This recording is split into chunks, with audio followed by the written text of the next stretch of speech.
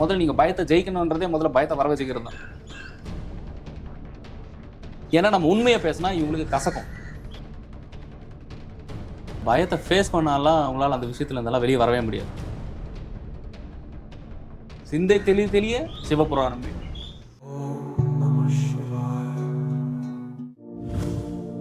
எப்பயுமே ஒரு பயத்தை வந்து ஃபேஸ் பண்ணால் அந்த பயம் வந்து நம்மளை விட்டு போயிடுன்றாங்க. அது எந்த அளவுக்கு சார் உண்மை? நீ எங்கே வேணால் உன்னுடைய பயத்தை, இப்போ நீ ஒரு ரோட்டில் நடந்து போயிட்டு இருக்க, ஒரு நாய் இருக்குது, நீ நேராக போயிட்டு நான் பயத்தை ஃபேஸ் பண்ணுறேன்ட்டு அந்த நாய்கிட்ட போய் நின்னேன்னா அது உனக்கு கடிக்குமா கடிக்காதா? கண்டிப்பாக கிடைக்கும். அப்போ அந்த இடத்துல என்ன பண்ணணும்? தற்காத்து நம்ம வெளியே வர பார்க்கணும். தற்காத்துக்கிட்டு வெளியே வர பார்க்கணும். நீங்கள் ஒவ்வொருத்தருமே என்னென்னா பயத்து மேலே உங்களோட ஃபோக்கஸ் பண்ணுறீங்க. இங்கே பயம்ன்றது ஒரு உணர்வு தான். பயம்ன்றது எல்லாத்துக்கும் இருக்கும், எல்லா ஜீவராசிகளுக்கும் எல்லா மிருகத்துக்குமே அந்த பயம் அப்படின்ற ஒரு உணர்வு இருக்கும். இந்த மனிதனுக்கு மட்டும் ஏன் இது எக்ஸ்ட்ராவாக இருக்குதுன்னா அவனுக்குள்ள ஒரு அவேர்னஸ் கிடையாது. பிரபஞ்சத்தை பொறுத்த வரைக்குமே நல்ல விஷயமும் இருக்கும், கெட்ட விஷயமும் இருக்கும். ஆனால் நீங்கள் இந்த பயத்தோட நீங்கள் எந்த ஒரு விஷயத்தை நீங்கள் அப்ரோச் பண்ணும்போதும் அந்த உணர்வுகளால் நீங்கள் போயிருக்கீங்க. முதல்ல நீங்கள் பயத்தை ஜெயிக்கணுன்றதே முதல்ல பயத்தை வர வச்சுக்கிறது தான். முக்கிய காரணம் என்னென்னா யாருமே கிடையாது, ஒவ்வொருத்தருடைய தாய் தகப்பன் தான் முதல்ல காரணம். அது இப்போ ஒரு 5 வயசு குழந்தை இருக்குது, கரெக்டு தானே? எவ்வளவோ வீடியோஸ் எல்லாம் நீங்கள் பார்க்குறீங்களே. இப்போ ஒரு 5 வயசு குழந்தை இருக்குது, அந்த குழந்தை பார்த்தீங்கன்னா ஒரு பாம்பு கூட விளையாண்டுட்டு இருக்கும், இல்லை ஒரு பூனை கூட விளையாண்டுட்டு இருக்கும். அது கடிக்கணும் அதுக்கு தெரியாது, ஆனால் அந்த பாம்பு கூட அந்த குழந்தை விளையாடின்னு இருக்குல்ல. அப்போ அந்த குழந்தைக்கு அடிப்படையில் பயம்ன்றது ஒரு விஷயம் இருக்குதா? இல்லை. அப்போ அடிப்படையில் பயம் கிடையாது. ஆனால் ஏன் அது பிற்காலத்தில் உங்களுக்கு பயமாக மாறுதுன்னா நீங்கள் எது பண்ணாலுமே ஏதாச்சும் உங்களுக்கு பண்ணிடுவாங்களோ, நமக்கு இதை கடிச்சிருமோ, இது நம்மளுக்கு ஏதாச்சும் பண்ணிருமோ அப்படின்ற பயம் பிறப்பிலேயே ஒவ்வொரு தாய் தகப்பனரும் வந்து ஒரு குழந்தைக்கு திணிச்சிடுறாங்க. அப்போ நாளைக்கு அது வளர்ந்து இந்த சொசைட்டிக்கு வரும்போது என்ன பண்ணுதுன்னா அந்த பய உணர்வுலேயே இருக்குது. இந்த உணர்வை எப்படி ஜெயிக்கிறது, இதுலேருந்து எப்படி வெளியே வர்றதுனே தெரியாமல் இருக்கு. இதுக்கெல்லாம் என்ன காரணம்னா ஒவ்வொருத்தருமே நீங்கள் குழந்தையா இருக்கும் போதுலேருந்தே உங்களுக்குள்ளார எழுதி இருக்குது.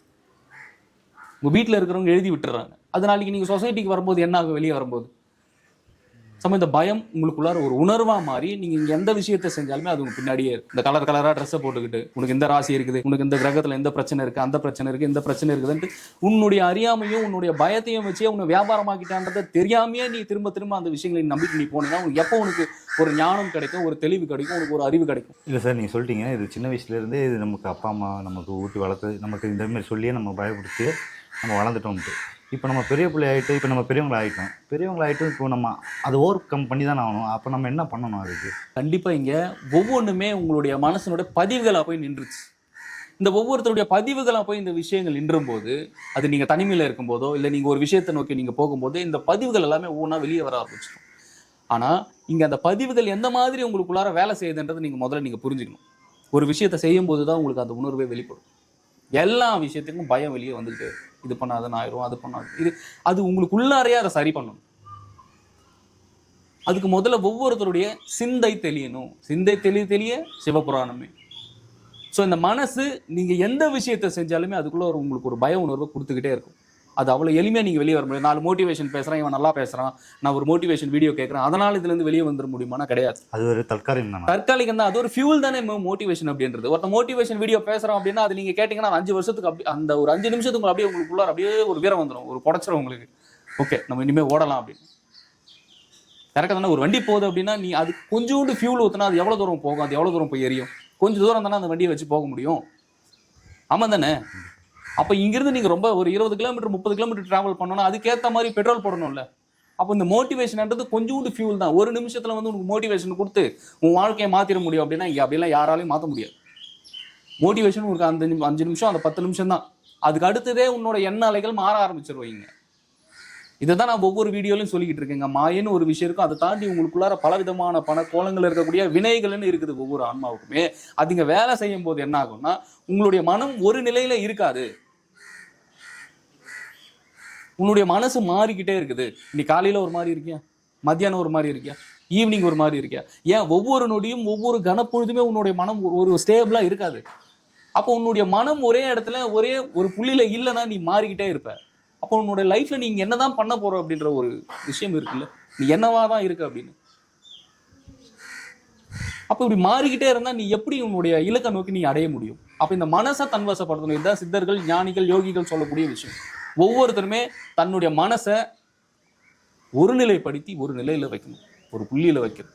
அப்போ இன்னொரு கேள்வி இருக்குது சார், வாழ்க்கைன்னா பயம் இருக்கணும்னு சொல்கிறாங்க சார். அது எந்த மாதிரி பயங்கள் நமக்கு வேண்டியப்படும்? அதுமாதிரி நம்ம வளர வேண்டிய குழந்தைங்களுக்கு நம்ம எப்படி நம்ம இதை எப்படி நம்ம எஜுகேட் பண்ணுறது? நம்ம இங்க கர்மான்னு ஒரு விஷயம் இருக்கு.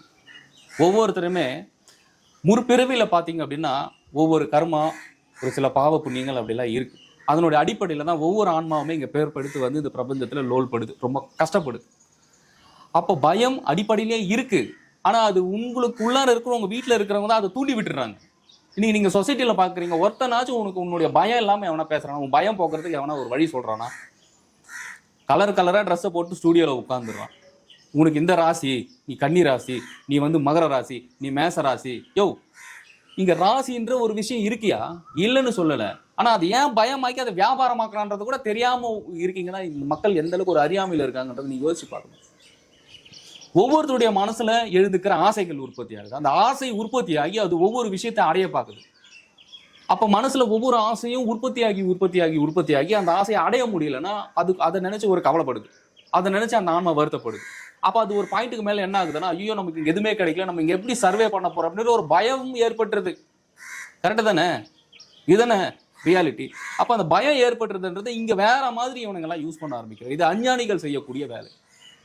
ஒவ்வொரு ஆன்மாவுக்குமே அதற்குண்டான மனத்தெளிவும் அதற்குண்டான தெளிதலும் உந்துதலையும் உந்து சக்தியும் கொடுக்கறதா ஆன்மீகமே தவிர நீ இந்த பரிகாரம் பண்ணு, நீ அதை பண்ணு, நீ இதை பண்ணு அப்படின்னு சொல்றதா. முதல்ல யோசிக்கணும். உனக்கு ஒரு ராசி பலன்னு உனக்கு ஒருத்தன் சொல்றான்னா முதல்ல அவன் நல்லா இருக்கானான்றதை யோசிக்கணும். அவன் உங்ககிட்ட இருக்கிற காசை வாங்கி தானே அவன் கலர் ட்ரெஸ் வாங்கி போட்டிருக்கான். கரெக்டு தானே? அவன் உங்ககிட்ட இருக்கிற காசு வாங்கிட்டு போயிட்டு தானே அவன் கழுத்துல பார்த்தீங்கன்னா அப்படியே தங்கத்திலேயே ருத்ராட்சத்தை போட்டுட்டு இருப்பான். ஏன்னா அடிப்படையிலே உன்னுடைய மனசு உங்ககிட்டயே ஒரு அவேர்னஸ் கிடையாது, உங்ககிட்ட ஒரு விழிப்புணர்வே கிடையாது. ஏன் விழிப்புணர்வு இல்லை? ஏன்னா உன்னுடைய ஆசை தான் உன்னுடைய துன்பத்துக்கு காரணம். அப்ப நீ ஒவ்வொருத்தருமே உன்னுடைய ஆசையை குறைச்சிக்க உனக்கு இங்க எல்லாமே மாற ஆரம்பிக்கும். ஆனா அந்த மனிதன் அப்படி இருக்கிறது கிடையாது. இதான் நிஜம். உனக்கே கசக்கும். ஏன்னா உன்னுக்குள்ள ஏற்படுற இந்த ஆசையும் இதுக்கு எல்லாத்துக்குமே நீ காரணம் கிடையாது. ஏன்னா அந்த மனசு அப்படி. ஏன்னா இங்க பல மதங்கள் இருக்குது, பல ஜாதிகள் இருக்குது. இது எல்லாமே மனசனுடைய அந்த சலனத்திலிருந்து உட்படுறதா. ஏன்னா இறைவன் ஒருத்தர் தான், கடவுள் ஒருத்தர் தான். ஆனா மனுஷங்களோட மனசு அப்படி கிடையாது.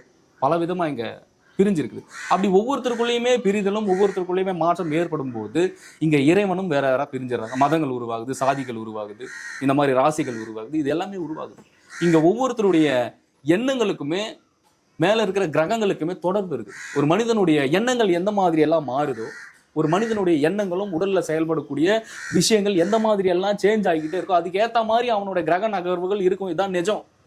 நீ சரி பண்ண வேண்டியது உன்னுடைய எண்ணங்களை சரி பண்ணணும். அந்த எண்ணங்களை சரி பண்ணணும்னா நீ வந்து ஒரு ஆஸ்ட்ரோ கிட்ட போயிட்டு எனக்கு வந்து இந்த ராசி பலன் பாரு, எனக்கு கல்யாணத்துல ஒரு சில தடைகள் இருக்கு, எனக்கு ஒரு சில பிரச்சனைகள் இருக்கு, இதை நான் எப்படி சரி பண்றது அப்படின்னு அப்படிலாம் முடியாது. இங்க ஒருத்தன் சொல்றான், எனக்கு இந்த மாதிரி பிரச்சனை இருக்குது குருஜி, இதுக்கு என்ன பண்ணுறது அப்படின்னா கண்ணாடி உடச்சு போடு. எந்த கண்ணாடி? முகம் பார்க்குற கண்ணாடி உடச்சேன்னா உனக்கு அந்த பிரச்சனை சரியாயிரும் அப்படின்னு. இதெல்லாம் சரியா? அறிவு இருக்க வேணாமா? கண்ணாடி உடைக்கிறதெல்லாமா பரிகாரம்? பரிகாரம்னா என்ன தெரியுமா? முதல்ல ஒரு விஷயத்தை தடுத்து நிறுத்துறது தான் பரிகாரம். உனக்கு பணம் வேணும் அப்படின்னா, உனக்கு இங்கே பொருள் வேணும் அப்படின்னா நீ பரிகாரம் பண்ணுறதால உனக்கு பணமோ பொருளோ வராது. உனக்கு வரதையும் தடுத்து விட்டுரும். இதுதான் உண்மையான பரிகாரம். கண்ணாடி உடையன்றான். இன்னொரு பக்கம் போயிட்டு மாட்டுக்கு மொச்சக்கொட்டை வையுங்கிறான். மாடு வைக்காதாயா தின்னும்? மாடு புல்லும் வைக்காதானே தின்னும். எந்த மாடு உனக்கு மொச்சக்கொட்டை எடுத்துட்டு போய் வச்சாக்கா அது சாப்பிட்டுச்சுன்னா உனக்கு பிரச்சனை கிடையாது, அது சாப்பிடலைன்னா உனக்கு பிரச்சனை. இதே மாடுக்கு பில்லு வைக்க அது நல்லா சாப்பிடுது. உனக்கு இங்க தேவை ஞானம் தான். ஏன்னா ஒவ்வொரு ஆன்மாவுமே இறைவனை அடைய பார்க்கணும், இறைவனை அடைய பார்க்கணும். சலனமில்லா தன்மையில இருக்கு. ஏன்னா இந்த பயம் அப்படின்ற ஒரு விஷயம் ஒவ்வொருத்தருக்குமே இருக்குங்க. அது உங்களுடைய எண்ணங்களாலையும் உங்களுடைய உணர்வுகளாலையும் உங்க உற்பத்தி ஆயிடுச்சு. இதுதான் வினைகளில் போய் சிக்குது. எந்த ஒரு விஷயத்தை செஞ்ச இந்த பய உணர்வை முழுசா ஒவ்வொருத்தருமே அதை உடைக்கணும், அதுல இருந்து வெளியே வரணும்னா நிச்சயமா யோக பயிற்சிகள், அதுவும் ஒரு குருவோட உபதேசத்தோட பயிற்சிகள் பண்ண அந்த உங்களுடைய உணர்வுகளும் உங்களுடைய எண்ண அலைகளும் மாற ஆரம்பிக்கும் போது ஒவ்வொருத்தருடைய வாழ்க்கையும் செழுமையா மாறும்.